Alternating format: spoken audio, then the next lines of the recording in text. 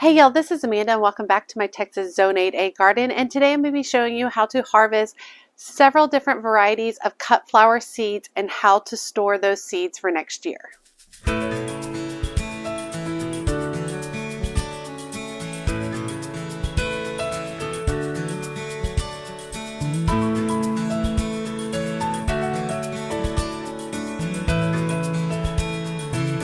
Okay, so it's mid-October here. We are still experiencing some warmer temps. However, we did see some dips into the 30s that are going to be coming up this next week, which is very exciting.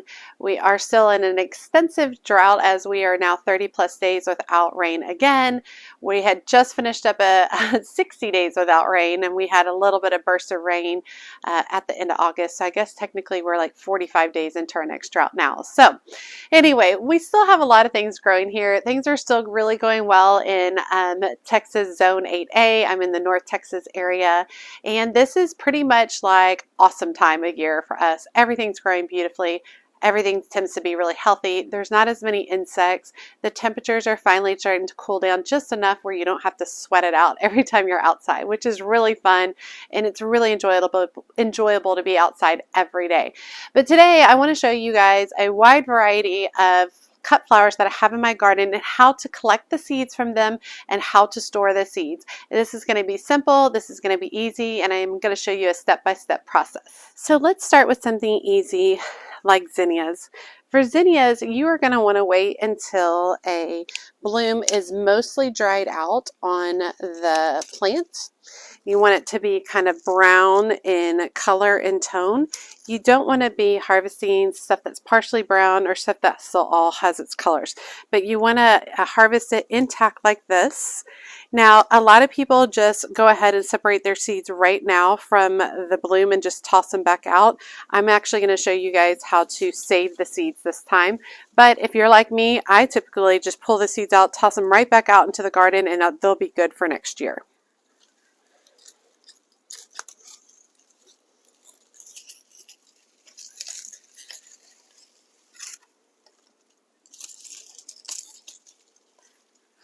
Okay, I am over here by the celosia, and I'm looking for celosia stems, that are starting to show the little black seeds in them. They're typically older celosia stems that have been blooming for quite a while. Let me give you a close-up of what that looks like. Okay, so you can see the celosia stem, and you guys can see the little black glossy seeds. I'll put it right there. Those are the seeds that we're going to be collecting. You can see that all of the petals have aged over time, and so it started producing its little black seeds. This will start reseeding itself vigorously, which I don't mind, but some people will. But I'll go ahead and show you guys how to harvest these today as well. But this is what you're looking for in a celosia bloom for harvesting seeds. Okay, I'm also here over by Amaranthus, and you're wanting Amaranthus that's kind of an older bloom, and you're kind of wanting to look to check the Amaranthus to see if it started producing some of its seeds down low, and this one has. So I'm going to go ahead and take this guy right here. It's basically just taking the time to like really look at it and kind of crumble some of the blooms at the bottom and seeing if little soft seeds come out. And if they do, then you're good to go in the Amaranthus. And of course, I'll give you a close-up of this when we're harvesting them too. Okay, so I'm starting with some basic things up here. I've got some Scotch tape, I've got some white paper towels, I have my clippers, and I have a wide variety of blooms here. Now, once again, the seeds are not going to be fully ready to be harvested until the bloom has dried on the stem, like on the bush, on the stem, or wherever it's at. So that's something key to remember. So let's start with something basic like zinnias. So I'm going to start with a white paper towel put down, and then I'm going to pick up the zinnias that I want to work with. Let's see. Got one right here. And what I'm going to do is I'm going to very gently start pulling the zinnia petals off. And at the end of each petal is a little bitty seed. And that is what you want to save.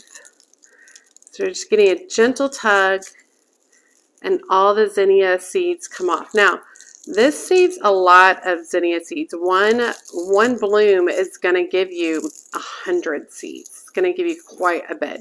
And so zinnias are one of the easiest to harvest. And you can do something as simple as just putting these all in a plastic bag and saving them. You can harvest these, pull these out, and then throw them right back out into the garden, which is fine too.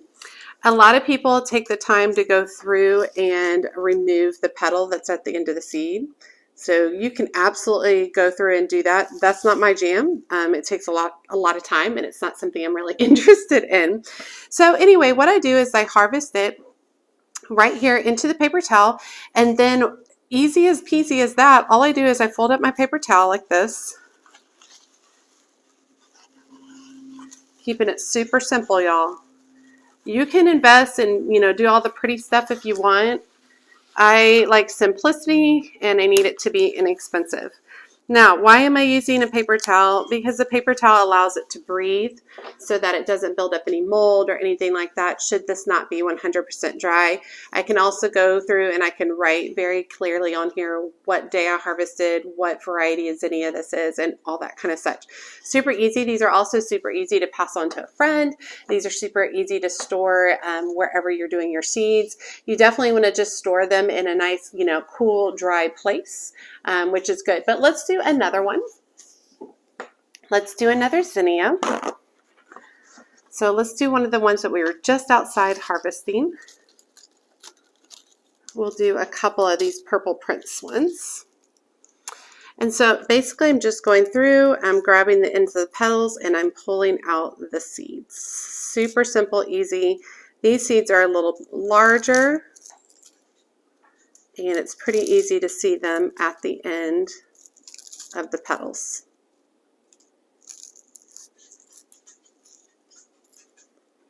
Now, if you don't care about keeping your zinnias separated, you can by all means just toss these all into a plastic bag and mix them all up, and then toss them out when you're ready next spring.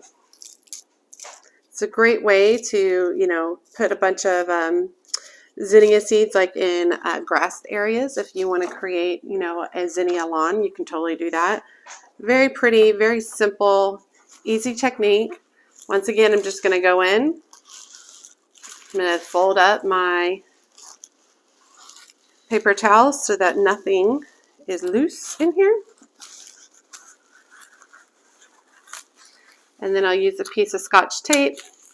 And then you can use a pencil or pen to write on this, put a sticker on it, whatever works best. Or you can just slide this into a plastic bag. Whatever works best for you. Super simple and easy. I know this is not fancy. You can absolutely get fancy with this stuff. I mean, if you want to, you can make, I've seen people print out beautiful envelopes and all this kind of stuff. Whatever works best for you, simple and easy, that's what works best for me. So let's go on to celosia. And you can see, once again, I'm starting with a paper towel. I have my celosia, no, it's not celosia. I have my celosia right here. And remember, we were looking for a very specific bloom that had been on the vine longer. And basically what I'm doing is I'm just running my fingers back and forth over this portion, and you can see all the little black seeds falling.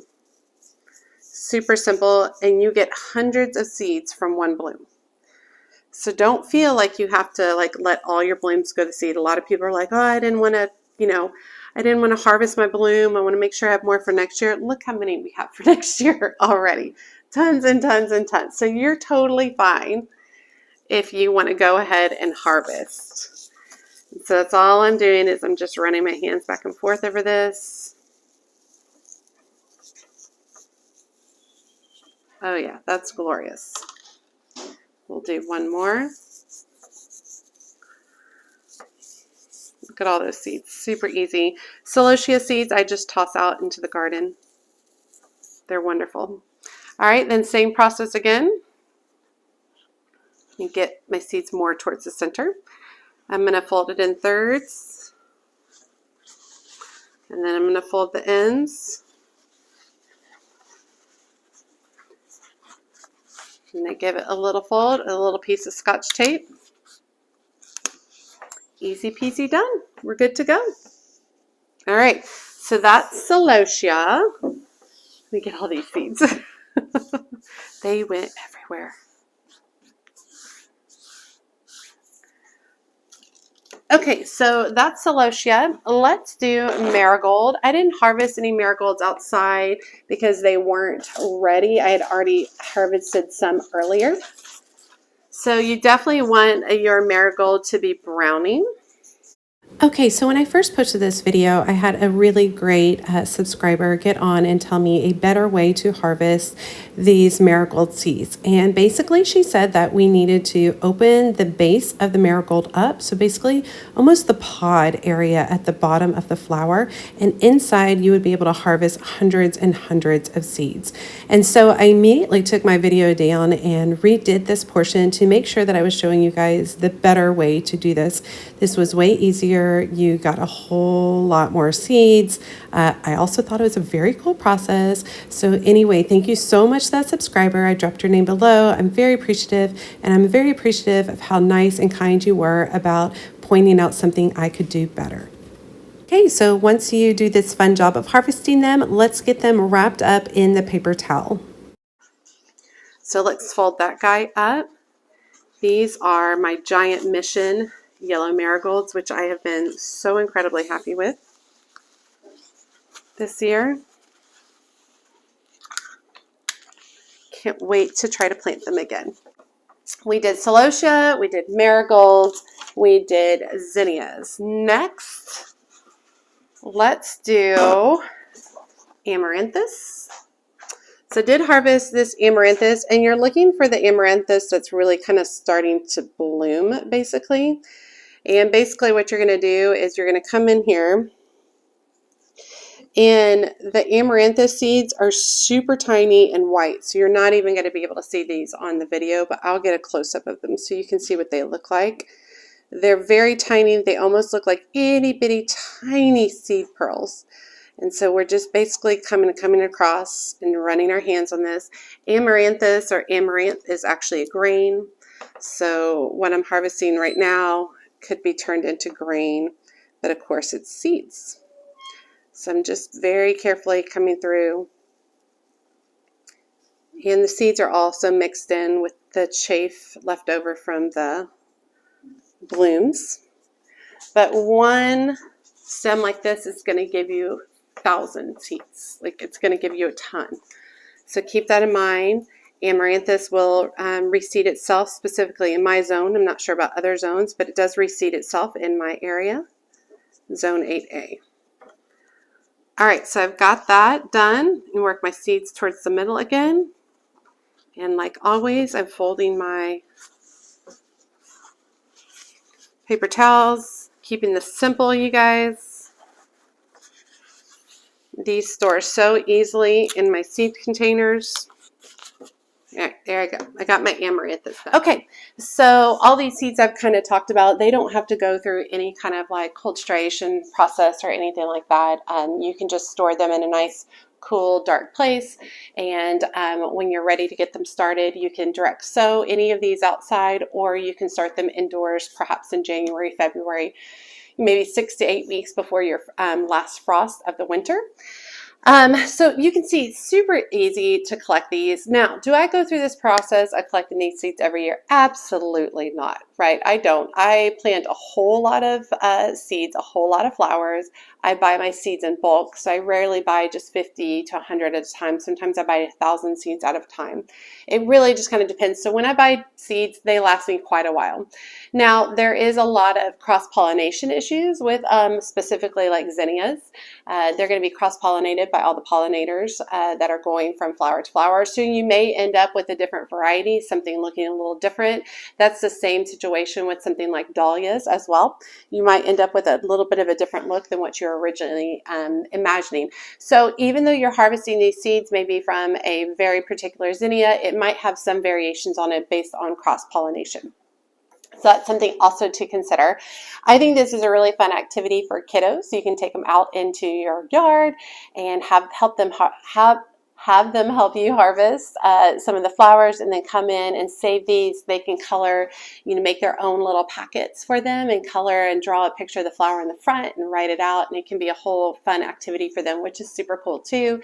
These also make really great gifts, passing along to neighbors, family, friends, other gardeners. Very simple to pass these along. Obviously, you can make them a little bit prettier than my little paper towel things, but like I said, these do what's needed, right? They're keeping them nice and dry. There's good airflow around them. I'm not going to get any mold or rot with them. They're safely stored. They're protected by the softness of the paper towel. It's inexpensive. I have it all in hand. I didn't have to buy anything special. That's why they work great for me. All right, you guys, I hope you enjoyed this super simple video of harvesting different types of seeds. I hope you guys will try this as well. If you have any other specific questions about harvesting seeds of different types of plants or flowers, just drop me a comment below, and if I am familiar with it, I'll be happy to help you out. And then also, if you have experience harvesting seeds and you want to pass on some wisdom, make sure you drop us a comment below. That's what's really great about this YouTube channel, is we're trying to share. So the more information you all share, the more information you provide in comments, the better it's going to help all of us gardeners be better gardeners in the end. All right, as always, she's a mad gardener or decorator or anything else that she wants to be. Thanks, y'all.